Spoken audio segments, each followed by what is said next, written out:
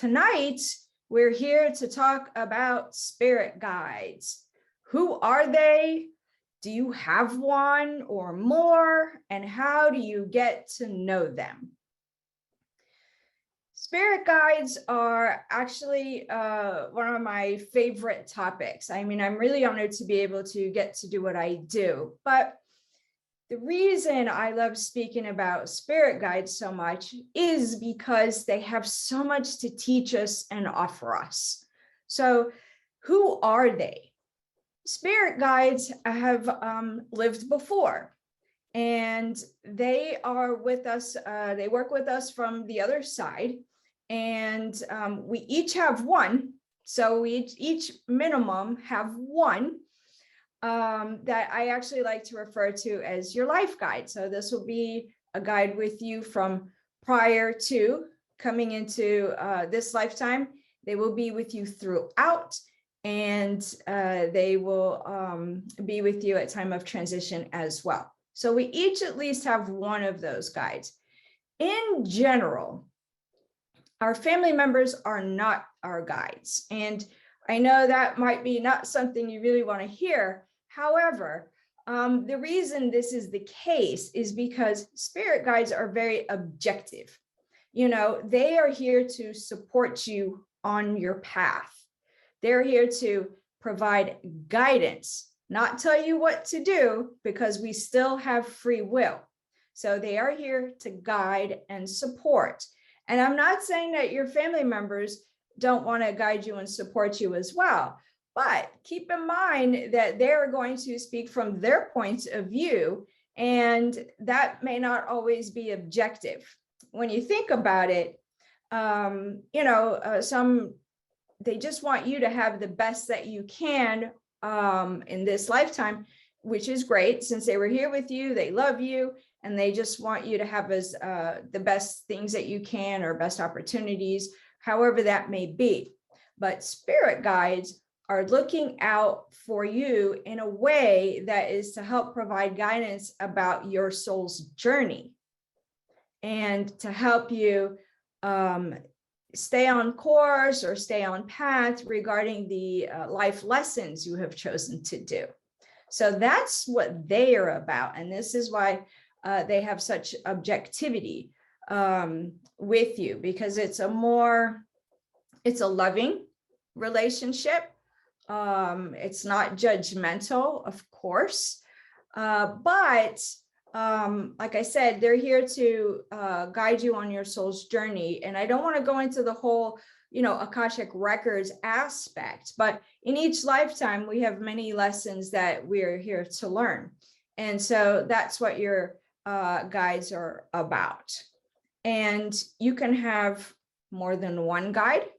You can have a team of guides. You can also have guides that come and go at various times in your life. So let me explain further. So you already have your life guide. Some people may choose to think of that guide as their master guide, or their angel, or their helper. Frankly, it's whatever you feel comfortable calling them. That's fine. Okay. So it's whatever you feel comfortable. And so that one, like I said before, will always be with you. Now, let's just say that you're in a period of time in your life that you're really having some financial struggles, and you're not sure which way to turn. And, a lot of us may pray, or not sure where to go for further guidance. We're looking inwardly. We're trying to problem solve. And you may have at that point a financial guide step in and connect with you to offer further guidance in that aspect. So this would be an example of a guide stepping in at a time for you in that kind of need. So I hope that's making sense to you so far. And again, please, if you have questions along the way, put them in the Q&A box, because you guys always have great questions. Now that you know you already have a guide, and you know a little bit about how some might come and go, and supports you along the way. How do you get to know your guide? This is one of the most common questions I get asked. How do I get to know my guide? Well, like many things related to the spirit world, a very common way is to start by just a short meditation or sitting quietly and trying to build a relationship with your guide. Now, I want you to pay attention to what I'm saying here, a relationship, because when you're building a relationship with your guides, it's one of mutual working together. It is not a relationship of irreverence, okay? I remember again that guides are here to guide, not tell you what to do. So imagine or just think about how wonderful it is to have somebody in the spirit world there to support you on your journey in a very objective manner. How amazing is that? I think it's amazing.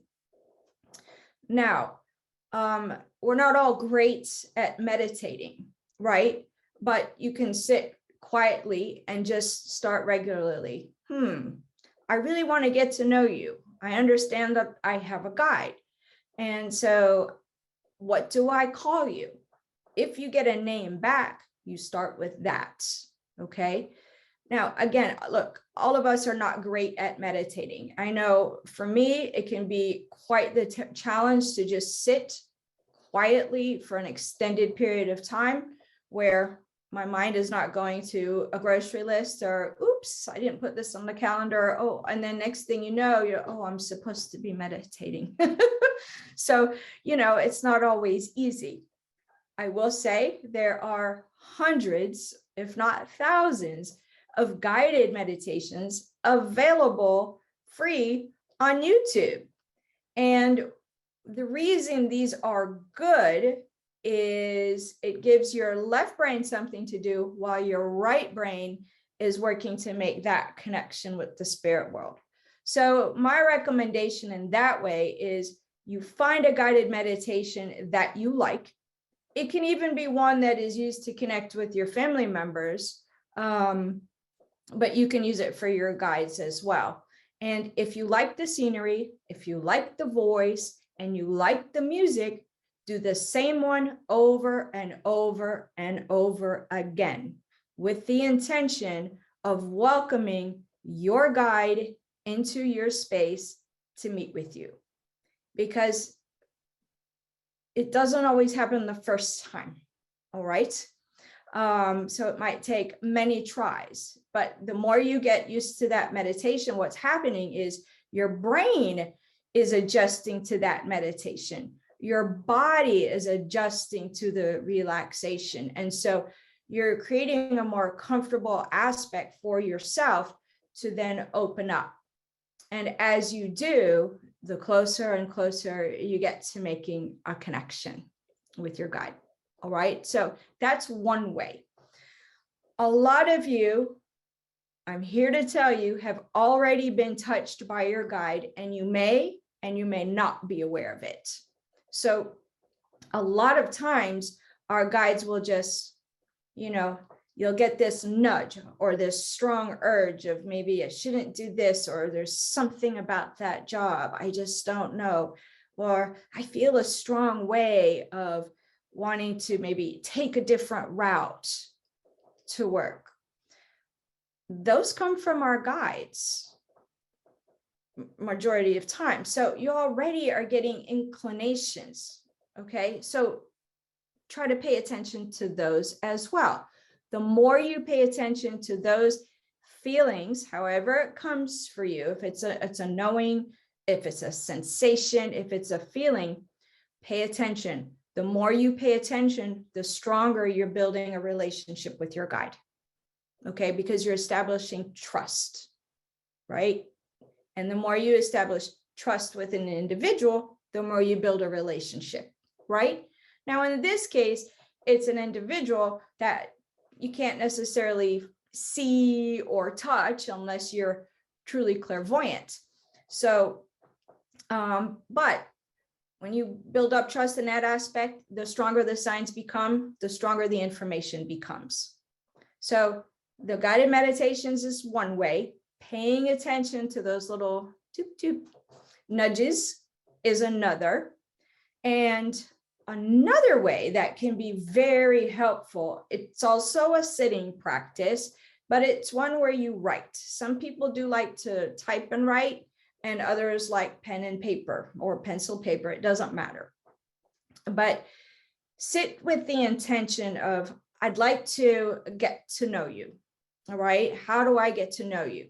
So you sit with that intention first and think of some questions that you would like to ask. And so you start to write the question down. I understand I have a guide here. So what do I call you?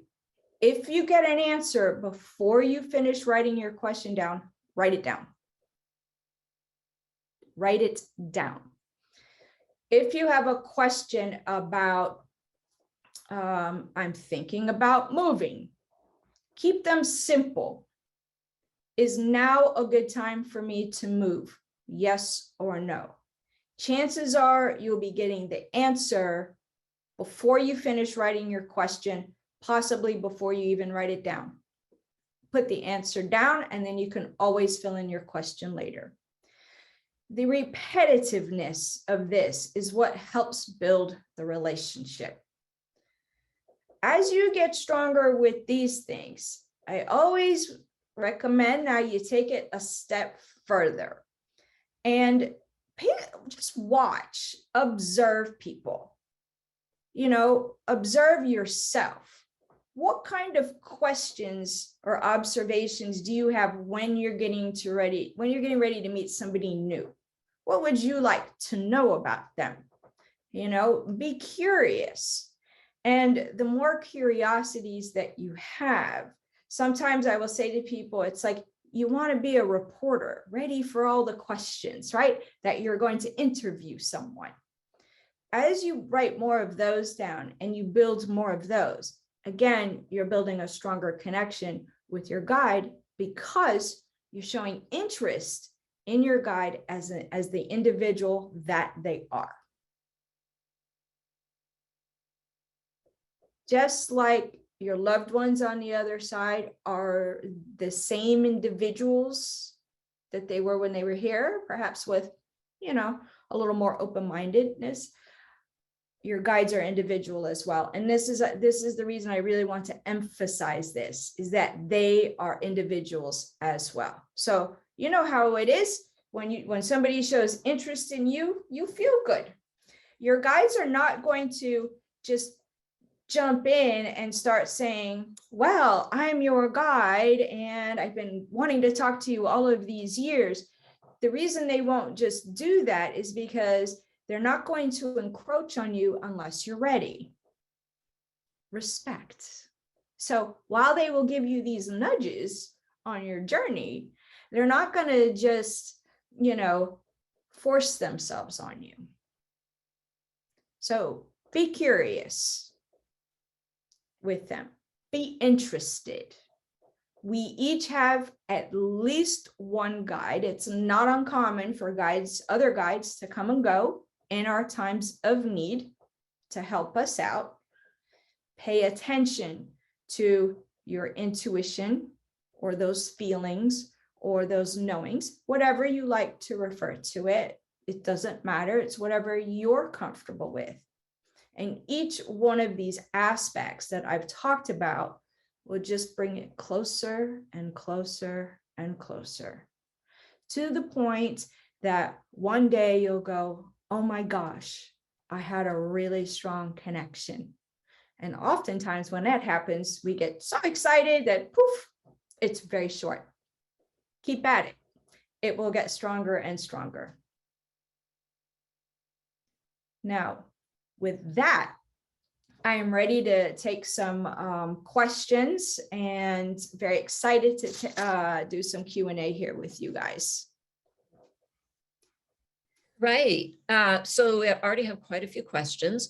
And some of them are kind of short answer, I think, and some of them are going to be a little bit longer answer. So I thought that I would throw some of these shorter answer ones your way first, and then go into some a little bit longer ones. So this question, I know you mentioned it, but it went by kind of fast. And also some people came in a little bit later. Were spirit guides ever human? Yes. Spirit guides lived before, but angels have not. That's the difference between the two. Great, thank you.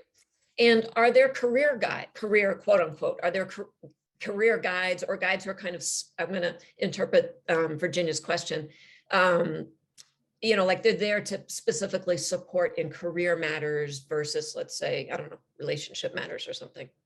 Sure, absolutely. This is where, I use the financial example as one thing, but absolutely, you have various guides that will help you with various things. And I have a great example for this. When you see prodigies, 3 years old, playing the piano, right? Like, I don't know what the right term is, but they're very adept at what they do. Chances are they've got a guide helping them with that already. So, but that would just be one aspect in that person's life. So you can really tell when you see a prodigy, you can just tell that there's something, yes, magical going on. I mean, magic, yes. Or I'm trying to remember who the musician was, but it might, anyway, it might have been Steven Tyler, but there's a rock musician who dreamed many of his songs.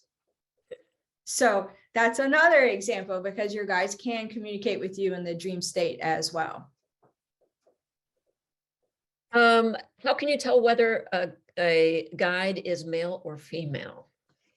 Well, sometimes they will tell you that, and sometimes they won't. Sometimes they may not even give you a name. I know to say to ask for that. If you don't get a name after repetitiveness, I will say then you can ask them, may I call you this? Right? And if you get like a no, then you try another name, because we like names, but they may not always tell you if they're a male or female, because many times gender doesn't always matter to guides. So it can go either way. It can go either way.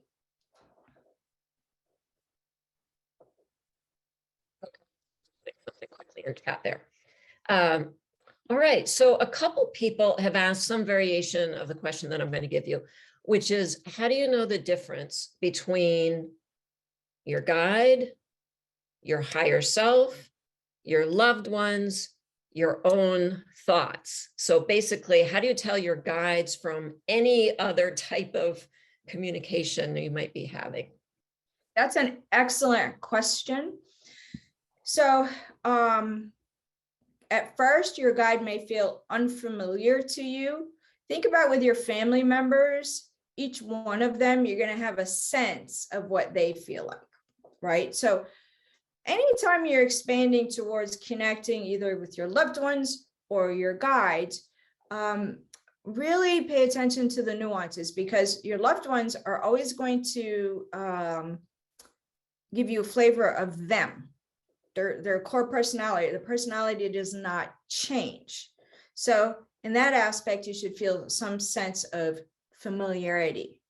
Ask them to give you to give you repetitive signs. So one person may leave you quarters, another person, may have, I don't know, feathers come by, another person may drop all your towels in the bathroom. So you just don't know. So when you can start isolating those things, you'll get a familiarity feeling with your guides. And what I've noticed as well with your guides is that they tend to, at least in my experience, be very specific and repetitive in the way that they make their presence known with you. So I'll just tell you for me, I can see connect family members all at different places, but my guides in general tend to be right here or right here, right on either side. So or you might get a pitch, your ear, one side. So all kinds of ways. Now, in regards to your higher self, that can be a little bit tricky to differentiate. But one thing I will say to you is if it feels more like you, it is you, even though it's coming from your soul level. How do you know if it's your mind or your guides? When you're getting information from your guides, it drops in so quickly that you cannot have thought of it fully. You know, this is the difference between imagination and guide giving information. It's just there. And I will also say guides tend to use words in a different way than we do. I know we have a lot of questions, but they tend to use language slightly different than us. So for example, if you have a question, this is coming from my experience. So if you have a question and they don't, it's supposed to be part of our journey to learn it, not get the answer from them, they will say, it is not for you to know. Okay. I don't expect your family members to be that kind of formal. Okay. I don't expect your higher self to be that kind of formal. Yeah, and I would even add from my perspective, if like sometimes when you say, gosh, I just had this thought, you know, I just had this idea, I don't know where it came from. Right. You know, it's not like you can trace back that you were thinking about this and that and one thing led to another. It's just like, I don't know, I just had this idea. Right. Boom. Boom. So Sarah has a really interesting follow-up to your example about getting financial tips. So I'm just going to read exactly how she wrote the question. Okay. The idea of getting financial tips from a spirit guide seems counterintuitive. Are there parameters or rules about what guidance they can give, for instance, for material gain? Okay. So that's a great question. In general, I'm going to say, look, it's okay for all of us to seek abundance. That is not a problem. It is not selfish in any way. A guide, though, is, as far as financial gain is concerned, I would say no, that they are not going to do that. Remember, they are here to guide you on your path. So let's just say you have two job opportunities, and one is going to teach you, first off, one is a better ideal match for you, and one is more in alignment with the lessons you're intended to learn. Okay, so they may steer you towards this one is a better fit. Let's just say with the two jobs almost exactly lined up, let's just say the one that's not an ideal fit, but it pays 10, 20,000 more, they're going to guide you still to the other one. And here's actually then sort of a related question. Can guides intervene in the event of an accident or possible death? 100%. Happens all the time. We hear these stories. Absolutely, they can.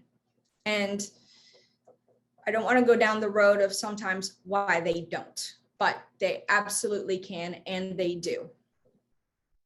And so a question from Anonymous, is a spirit guide the same as a guardian angel then? Well, for me, I can only speak on my experience and the way I tend to view things. And also maybe how you view things. Perhaps you think of a guide as a guardian angel.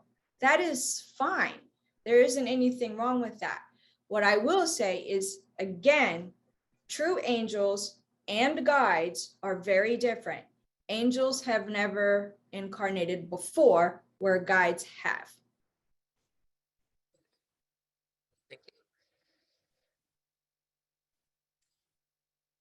So do the same guides look after different people in our lives? Sorry, that came out strangely. Do the same guides look after different people in our lives? Not necessarily. So in my understanding, guides that are working with you may work with other people as well, but not in your family per se. Can a guide send you a message through a medium? Can a guide send somebody a message through a medium? Oh, sure. It happens all the time. Yes, I can. That's a typical thing in a reading? All the time. So, and they will present again very differently. So, and I'm sure most mediums will tell you this is coming from a guide, this is coming from your loved one. So, absolutely.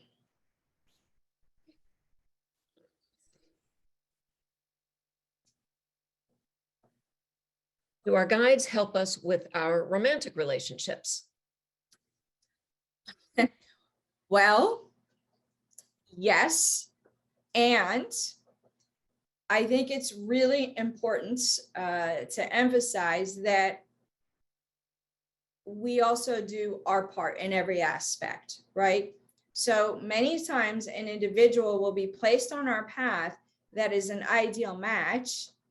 And for whatever reason, we are either more attracted or more drawn to this other individual. We see the red flags and our guides are going bing, bing, flag, flag, flag. And we go, oh, this one.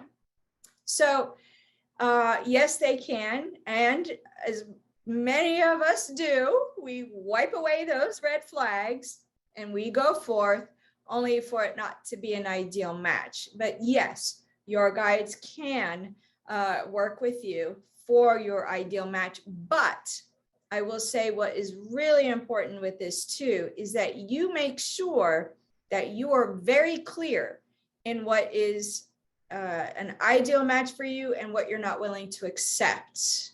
Because now you've done your personal work, you've done some of your soul's work, and now it's even more obvious to you when your guides are putting somebody in your path. Remember, we have to do our part as well. That's really important. Right. Oops, I just had it and I just lost it. You guys ask great questions as always. So Jeff wants to know, can you ask for specific signs from your guides to help validate your connection? Yes.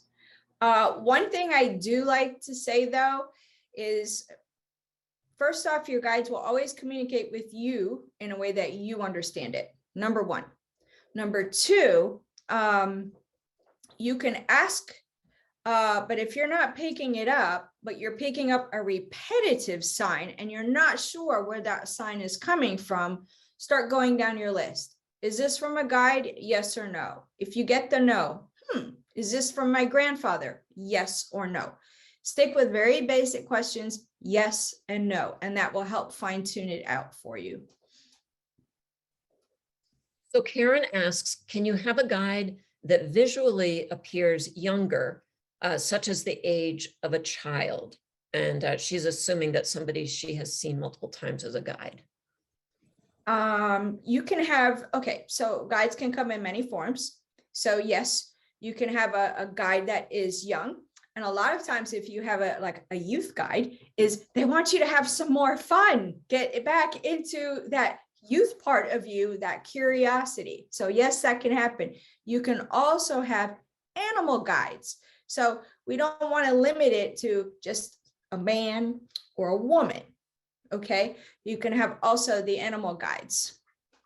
That's great. That also answers Maritza's question about whether they can manifest as an animal. Oh, so, yeah. Great. Okay. Do your guides change as you age? For example, do they hand you over to a different guide? Oh, that's cute. You've gotten too old for me. Off you go. No. So remember what I said about what I refer to as your life guide. That one will always be with you. And then you may have other guides that come and go. Okay. From my experience, just within myself, I will share with you, I had an original team. They left. I had some others in between, and now I have a different set. Okay.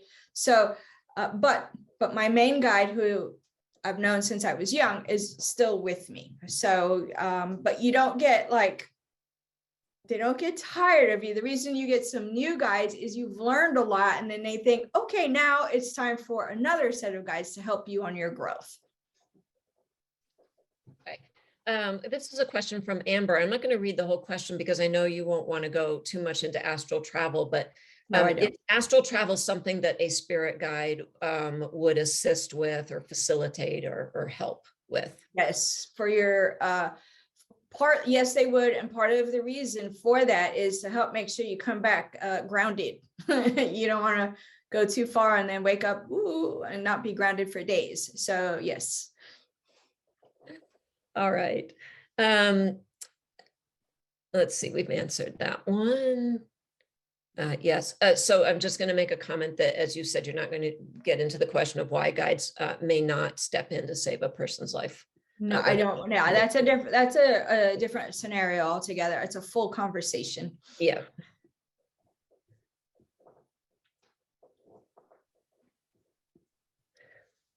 Okay. This is from Patty. If I've gone all my life without realizing I have a guide, but I've always believed, my goodness, I am not reading well tonight. Okay, I've gone all my life without realizing I have a guide, but I've always believed in a guardian angel. Do I need to try to connect with my guide or just know that they are there? So is the person's name is Patty? Patty, yes. Yeah. Patty, guardian angel is fine for you, and you can build that relationship with that guard, what you refer to as your guardian angel. Please don't change it to be specific to my way. Anytime you're working in these things, you do it in your way. Okay, so like I mentioned before, it doesn't matter if you think of guide or guardian angel. Please, build a relationship with that guardian angel. Absolutely. And by the way, they love to be acknowledged too, they really do. I mean, they're here to support, but they like acknowledgement as well. So, and if you're funny, they will be funny. So it's not all irreverence and serious. Okay. Remember, it's a relationship of, support. So I'm going to throw in a question. How do you acknowledge your guides? If that's a good thing to do, how do you do that? Well, we just went through all of the things you can do to build a relationship. But now, if these things aren't working for you, or you right now just say, well, I feel bad, like I want to acknowledge my guide. One of the things you can do is say, okay, I understand that you are around. I may not know who you are. I may not see who you are, but I want to thank you for all that you've done for me so far. That goes a long way. And I know some people are going to be wondering, do they say that out loud? Do you say it in your head? No, you can communicate right in your mind. Just in your mind, you can send that out to them, just like you can communicate with your loved ones in your mind as well. A couple of questions. So I'm just going to paraphrase here. A couple of folks are asking about essentially protecting yourself energetically, taking care of yourself energetically, not getting sick, but specific to if you're going to be opening yourself up, if you're going to be communicating with your guides. So specifically, how do you do that safely? I think if I were going to paraphrase the question. Right, and I understand that it's a very common question as well. What I will say is, number one, we always talk about raising your vibration or keeping your vibration up. Some of the ways to think about this: if you're feeling positive, if you're not feeling depressed, if you're not feeling physically ill, okay, and in general, things are going okay for you. I'm not saying that we don't have difficult times, but you feel solid enough or more, you're going to be okay. Times that you may want to think about not opening up so much is if you're in a deep, dark depression, you are having substance abuse issues, which is a big challenge, or you're very, very ill, because that is when that lowers your system down. And when that is lowered down, then you can't always tell what is in your best interest. You just can't feel it. So when that's occurring, that's when a lot of times we'll say to mediums, oh no, don't work right now. You're pushing your system too hard. It's not worth it. Or healers, with healers, when you're in that, don't do too much, right? Because you want to be working within the highest integrity, and you want to be trusting the information you're getting. So as far as protection is, that's a whole boundaries conversation. But in my experience overall, if you're feeling pretty secure within yourself, even in troubled times, we could be wavering, but we're not in a deep clinical depression. It's okay. Do you want to add anything related to possibly negative, spirit or entity? Yeah. I also want to add one other thing to this. Many of us like a form of prayer, as a form of protection, and that is wonderful too. And you can always ask your guides, even though you don't know them. Okay, my guide or my guardian angel that has been with me in my best interest, I ask that you please keep me protected as I further open up to make broader connections within the spirit world. They will do that. Great. Okay, so sorry. Yeah. Yeah, somebody is asking about, we asked earlier about discerning the guide's voice or the guide's message from other things. And one thing that we didn't put into there, and I know you're not going to go deeply into this, but some people are concerned about negative spirits or negative forces coming through when you make yourself vulnerable and connecting. So again, just like kind of what I added on there, will take care of a lot of that. Prayer, what is in the best alignment of me, what is in the higher interest. If something makes you feel, if you get some kind of way that you feel a little bit uncomfortable, ground yourself quickly and say, that is not accepted, that is not welcome. And notice how I'm saying it, firm, that is not accepted, that is not welcome. Okay, and then just bring yourself back to full awareness and ground yourself. You don't have to be mean, but firm is good because there's actually rules to the universe. And so just being in that firm space, and then again, asking for, a prayer of protection, whatever the prayer is for you, okay, that your guide keep you protected in that state. All right, that goes a long way. So here's a great follow-on question that's sort of in the same realm in terms of safety. Now, I know, Amy, you've worked with kids, Yes. really probably for the last 8 to 10 years, off and on, working with the child and with the parent. So we have a parent who says that since a young age, their 10-year-old has been perceptive to spirits and is learning about the special connection between our world and the spirit world. So the parent is wondering, how do they help their daughter learn to connect with her guides in a safe and non-frightening way? So especially for kids. For kids. Okay. So, kids are actually easy because they don't have all of the questions that we do. What about this? What about that? What about that? Kids can be they learn very quickly. So one of the things, because kids, when they're have heightened intuition and heightened psychic ability at this age, they'll tend not to shut it down if they're experiencing and growing at the age of 10. So at this point, it's just going to continue for them.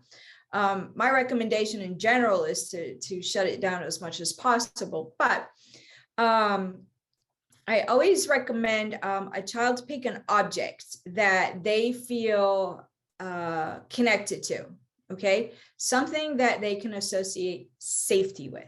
Let them choose it. It can be a crystal. It can be something that they wear. It doesn't matter what it is.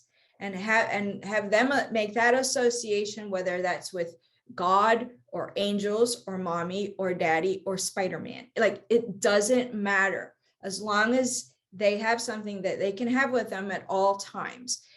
Because when something is causing these kids to feel a little bit anxious, because that's a very common thing with kids, is they get the pressure of the communication of spirit pushing on them. So it feels like anxiety. They can immediately hold on to this object, and boom, that grounds them instantly. And it's helping them to develop, oh, I'm safe and I have control. So that is one aspect that is really important, that we teach them that they have control. If you don't want to speak to somebody and have connection with them right now, you don't have to. But it doesn't go away. You just don't have to right now. If you don't want your little brother in your room right now, he's not coming in your room. If you don't want to have a connection with, somebody in the spirit world or your God, you do not have to. This is part of a spiritual boundary. So control the object seems to work very well for a lot of kids. Or this is a daughter, but I'm not going to make any assumptions, because if kids like to play video games and you tell them to put that little invisible shield on, they'll know exactly what that means, and they can do that too, so that they feel safe. So there's so many ways. They can really use their imagination, put it to work. Oh yeah. Anything that works for them, but let them do it. So they have that sense of control that they've chosen the object as well. All right, well, don't hate me for this one. What happens, or what does somebody's spirit guide do when that person transitions? Oh, now you see, that's a great question. So they will be with you in that process of transition, and then you all will part ways. And you'll be happy to be home. You'll be happy to be there. So don't worry. You'll be like, thank you. Bye, with my people now. But that role would have been completed then. That's what that is. That role would have been completed. All right. Well, just like we're going to part ways with everybody now, I will say thank you. I'm going to let you, say your closing remarks. And but they've been fabulous questions, you guys. And thanks for working with us on this tonight. And I'll turn it over to you, Amy. Yeah. So like Nancy said, thank you, everyone. We absolutely love doing these. I know it's been a delay. There will be more coming up. And what I really love about these webinars that we do is that you guys ask such great questions. So thank you for bringing your full selves into it as well. Stay well, start to try and make some connection with your guides out there. And we look forward to connecting with you on further webinars. Take good care.